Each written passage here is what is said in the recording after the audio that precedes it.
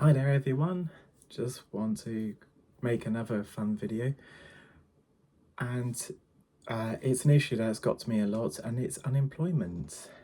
Why is it the UK has the largest unemployment in history, especially more so now in 2026 than it ever did in the past 3 years prior? And the Labour Party was meant to get rid of unemployment ever since they came in. So that's clearly a lie from their manifesto, a breach of their manifesto, as you will.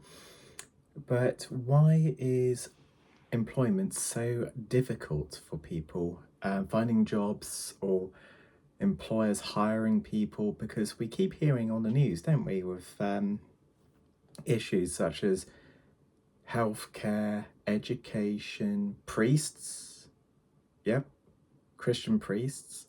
There's a shortage of them.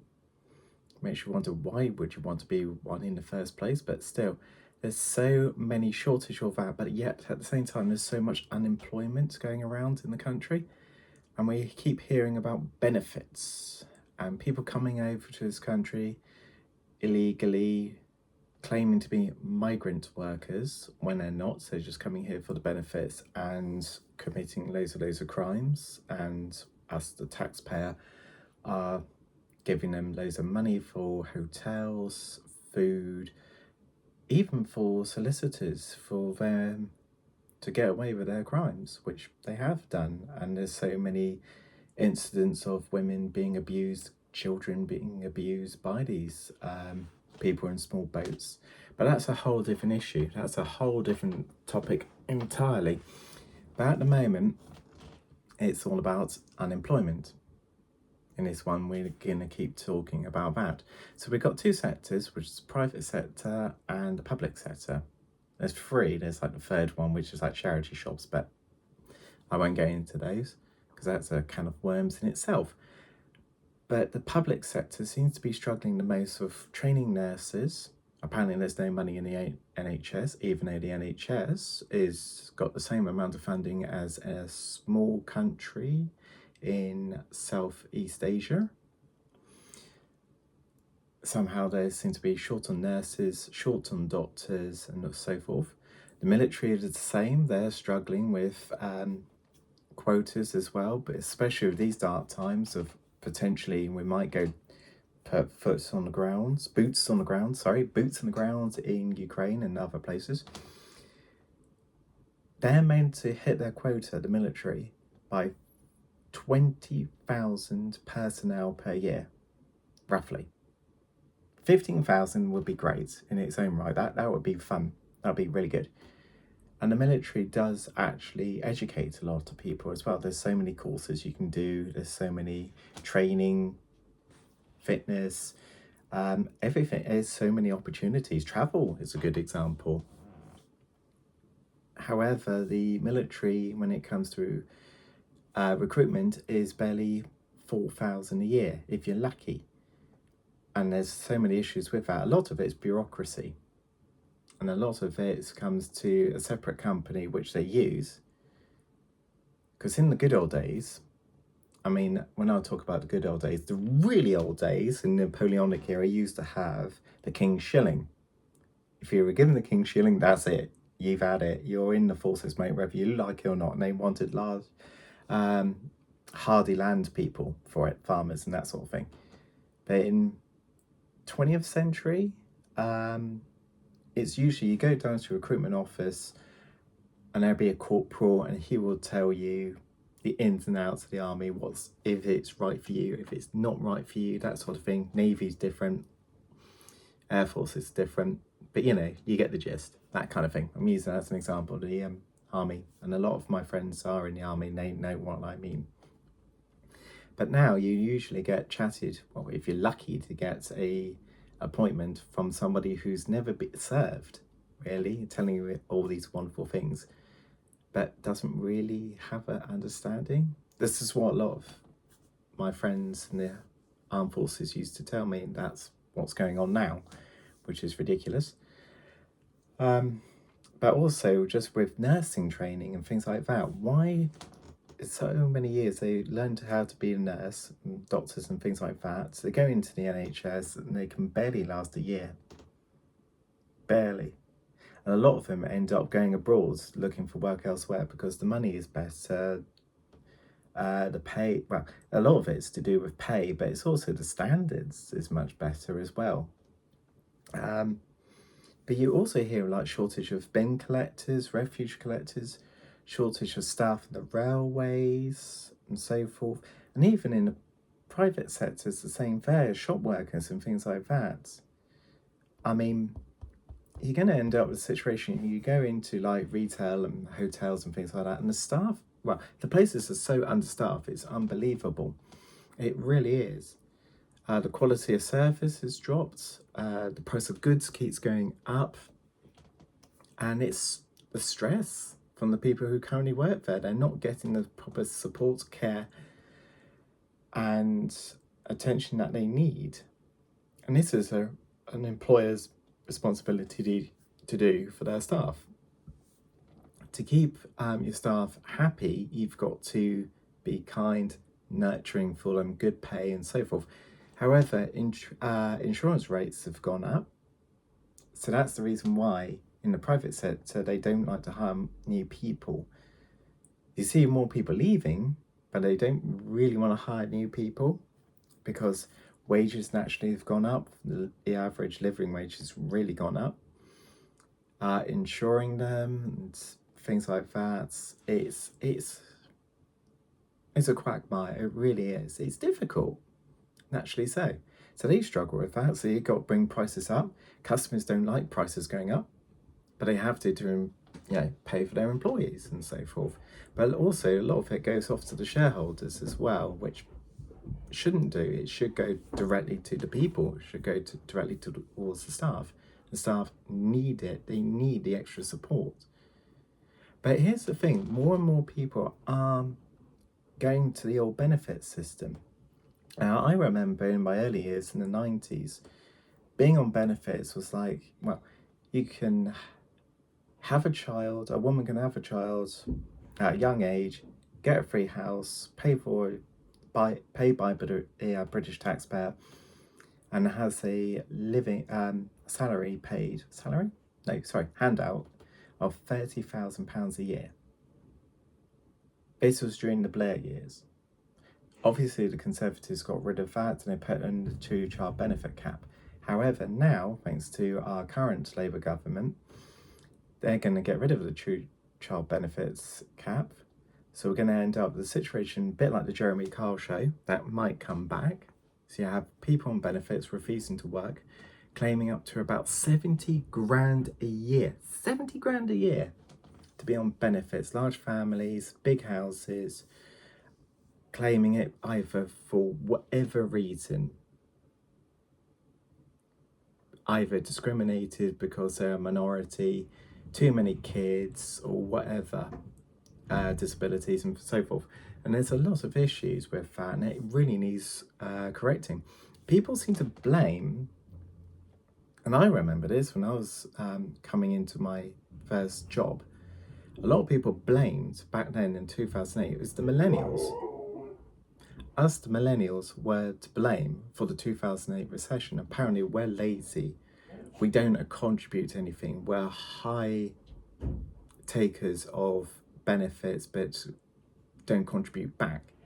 Even I was told that some of us in the millennials have to be personally responsible to pay back at least 20% minimum of the entire country's GDP of 2008, plus interest.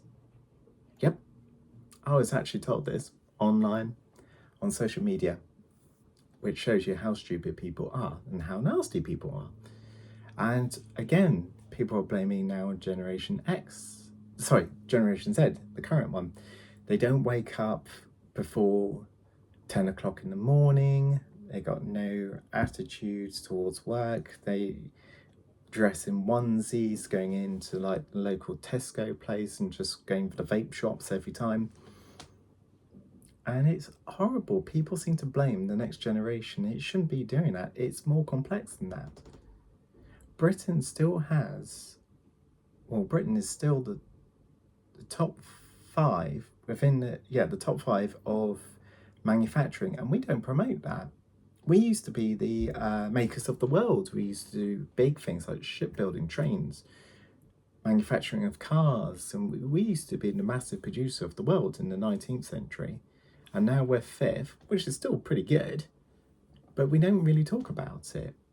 People talk about the miners' strike, people talk about the railways and things like that, but we don't really talk about our manufacturing anymore.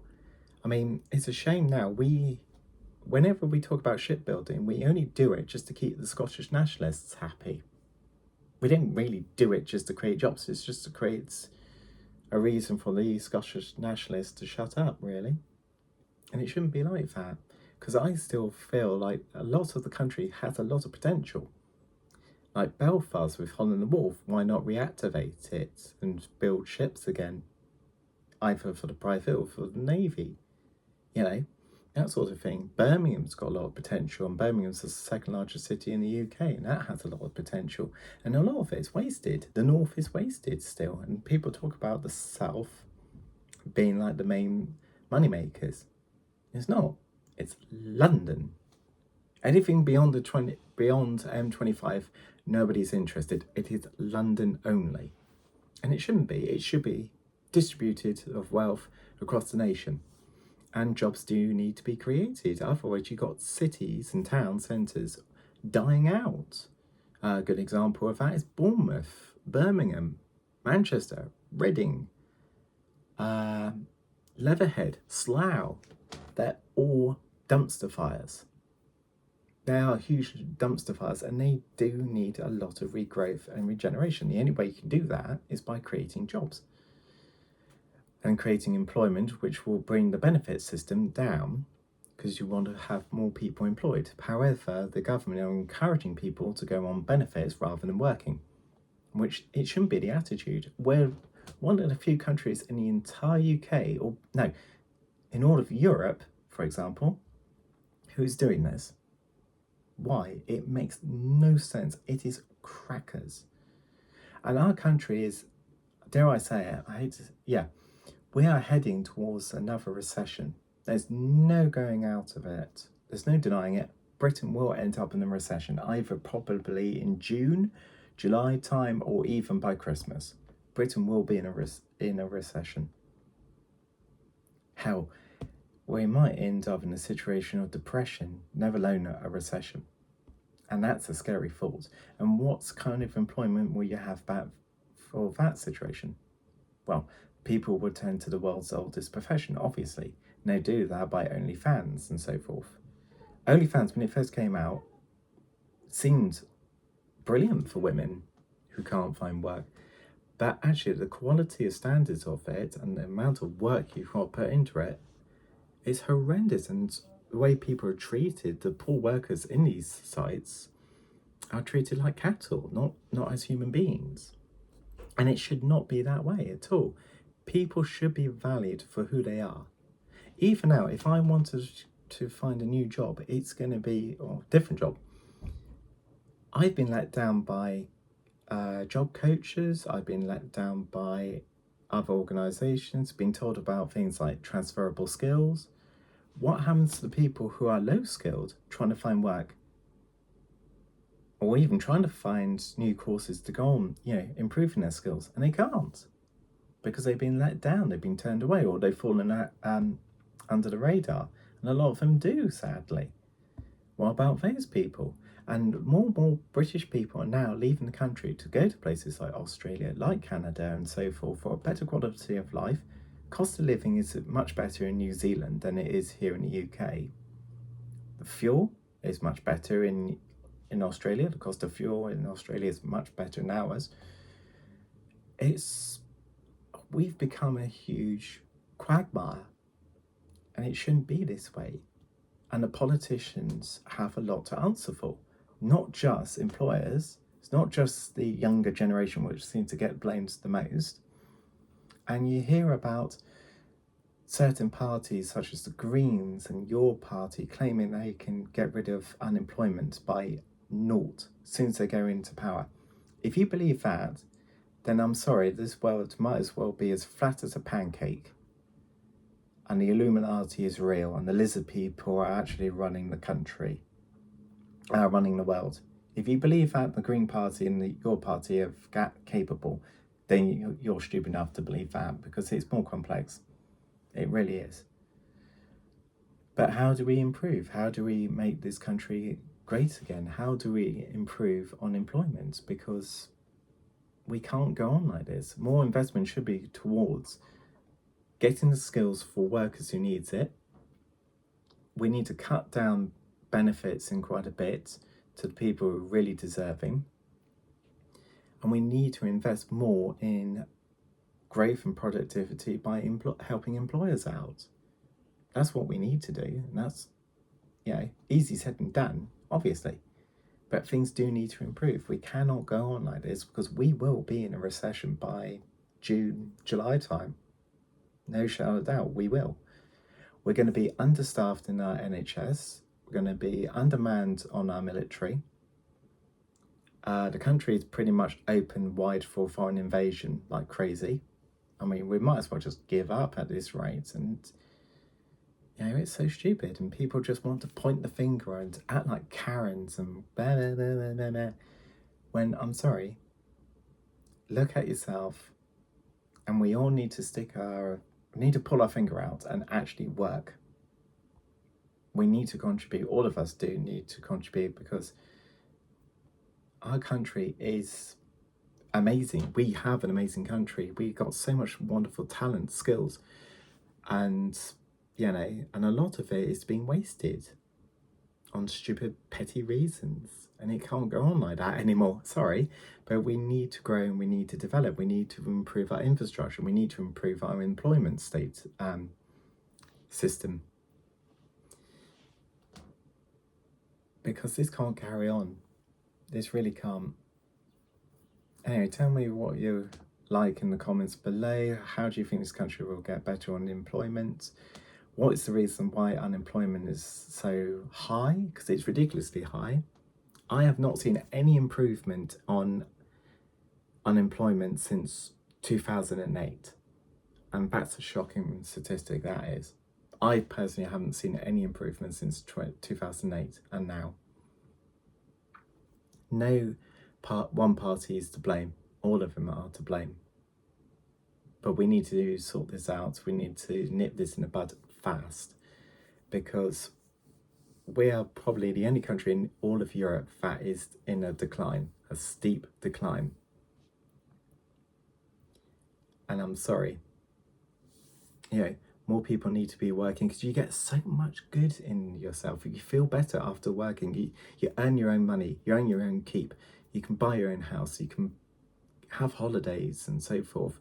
But you have put in the work, and it makes you feel better as a person. It really does.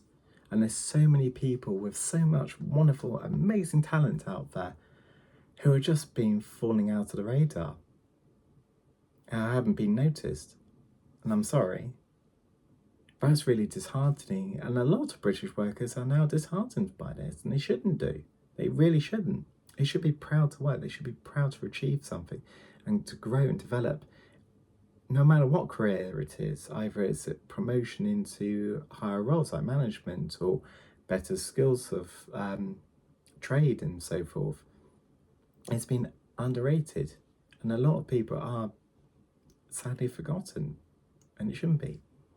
Tell me what your thoughts are down below. Tell me what you think, and have you been caught in this problem of being unemployed for a very long time, or do you feel like your contribution isn't enough, or do you feel like your employers don't look at you in the same way for whatever reason? You just feel like belittled, because you shouldn't do. You should be valued for who you are. Anyway, I've got to go. Take care, and by all means do follow, subscribe, and watch any of my videos. It'd be most appreciated. Take care. All the best. Bye.